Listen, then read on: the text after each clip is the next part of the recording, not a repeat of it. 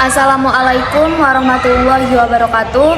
Perkenalkan, nama saya Siti Kamelia dari Program Studi Pendidikan Bahasa dan Sastra Indonesia semester 1. Video ini saya buat untuk memenuhi ujian tengah semester ganjil Ibu Sri Purwatiningsih MPD. Baik, di sini saya akan membacakan soal serta jawabannya. Nomor 1, jelaskan pengertian, fungsi, dan tujuan keterampilan menyimak dalam pembelajaran bahasa Indonesia. Berikan contoh situasi pembelajaran yang memerlukan kemampuan menyimak yang baik. Baik, di sini saya akan menjawab soal nomor 1, pengertian keterampilan menyimak. Keterampilan menyimak adalah kegiatan mendengarkan dengan penuh perhatian untuk memahami, menafsirkan, dan menilai informasi yang disampaikan secara lisan.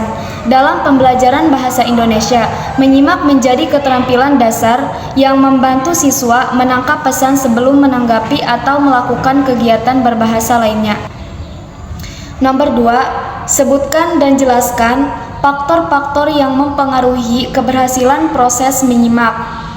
Berikan contoh pengaruh faktor tersebut di kelas atau situasi komunikasi sehari-hari.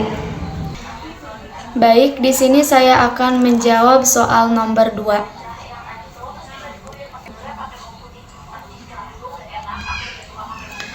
Satu, menyimak penjelasan guru. Contohnya, saat guru menjelaskan materi seperti teks eksposisi, teks cerita rakyat, atau kalimat efektif, siswa harus menyimak dengan baik agar memahami isi pelajaran. 2. Menyimak instruksi atau perintah guru. Misalnya, guru memberikan langkah-langkah, membuat rangkuman, membuat teks prosedur, atau langkah kerja tugas kelompok. Jika tidak menyimak, siswa akan salah mengerjakan. 3. Menyimak cerita atau dongeng. Contohnya, saat guru atau siswa membacakan dongeng atau cerita, siswa lain perlu menyimak untuk menemukan tema, tokoh, alur, dan amanat cerita. 4. Menyimak rekaman audio atau video pembelajaran.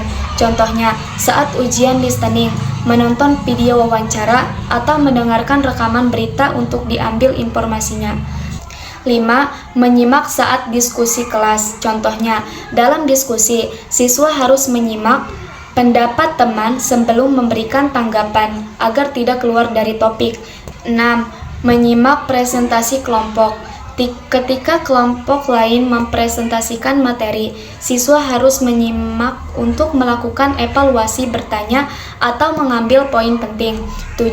Menyimak pembacaan teks. Misalnya, pembacaan teks pidato, puisi, atau drama, siswa harus menyimak intonasi, makna, dan isi teks. Nomor 3, jelaskan perbedaan antara jenis-jenis menyimak berikut. Menyimak intensif, ekstensif, selektif, kritis, dan apresiatif. Berikan masing-masing satu contoh bentuk kegiatan menyimak untuk setiap jenisnya. Baik, di sini saya akan menjawab soal nomor 3. Menyimak intensif. Menyimak secara teliti dan mendalam terhadap suatu informasi. Tujuannya untuk memahami isi secara detail dan tepat. Contoh, mahasiswa menyimak rekaman materi kuliah untuk mencatat poin penting. Selanjutnya, menyimak ekstensif. Menyimak secara luas tanpa tekanan, memahami detail. Tujuannya mendapatkan gambaran umum untuk hiburan atau pengetahuan. Contoh, mendengarkan podcast atau cerita tanpa mencatat detail. Yang seterusnya, menyimak selektif. Menyimak untuk memperoleh informasi tertentu yang dibutuhkan. Tujuannya untuk menyaring informasi sesuai tujuan. Contoh, menyimak seminar hanya untuk mencari informasi tentang beasiswa. Yang selanjutnya, menyimak kritis. Menyimak dengan menganalisis, mengevaluasi, dan menilai informasi. Tujuannya untuk menilai kebenaran, logika, dan kevalidan pesan. Contoh, menyimak debat politik lalu menilai argumen kedua pihak. Selanjutnya, menyimak apresiatif, yaitu menyimak dengan tujuan menikmati dan menghayati. Tujuannya mendapat tekanan rasa keindahan dan penghayatan. Contoh, menyimak puisi atau musik untuk menikmati keindahan bahasa. 4. Uraikan langkah-langkah yang dapat dilakukan mahasiswa untuk menerapkan teknik menyimak efektif terhadap suatu wacana lisan. Berikan contoh penerapan teknik tersebut saat menyimak berita atau ceramah. Baik, di sini saya akan menjawab soal nomor 4. 1. Menentukan tujuan menyimak, apa yang ingin dipahami.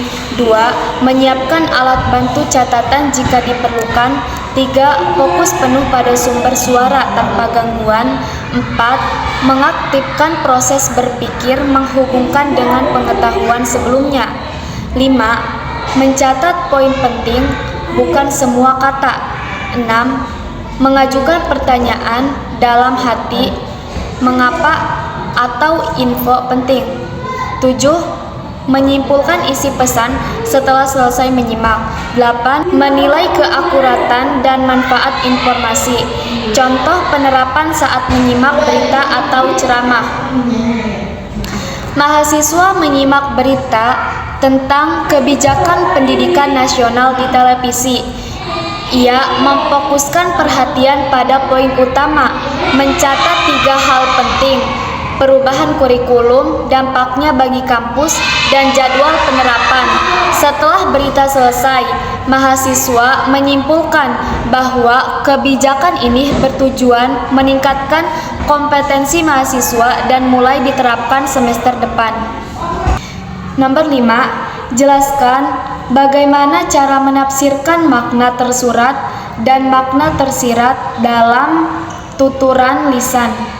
Berikan satu contoh tuturan sederhana, lalu jelaskan makna tersurat. Baik, di sini saya akan menjawab soal nomor 5, makna tersurat. Makna yang disampaikan secara langsung dalam tuturan apa yang dikatakan, sedangkan makna tersirat yaitu makna yang tidak dinyatakan secara langsung, tetapi dapat dipahami melalui konteks, intonasi, atau situasi apa yang dimaksud. Contoh tuturan sederhana: besok ada ujian jam 8, jangan sampai datang terlambat. Makna tersuratnya: ada ujian besok jam 8 dan diharapkan hadir tepat waktu. Makna tersiratnya: mahasiswa harus mempersiapkan diri dengan baik, datang lebih awal, dan tidak boleh menganggap ujian sebagai hal sepele.